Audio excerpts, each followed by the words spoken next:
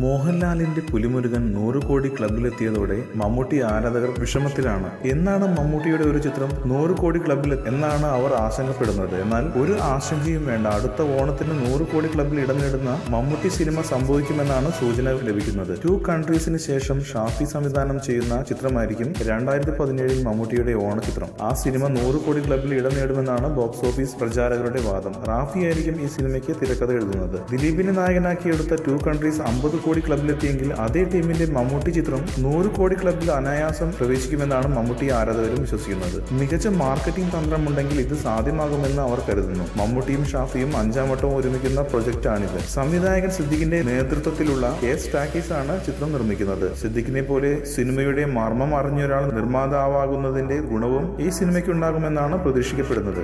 കൂടുതൽ സിനിമാ വാർത്തകൾക്കും വിശേഷങ്ങൾക്കും ഇപ്പോൾ തന്നെ സബ്സ്ക്രൈബ് ചെയ്യൂ മലയാളം ക്രിയേഷൻസ്.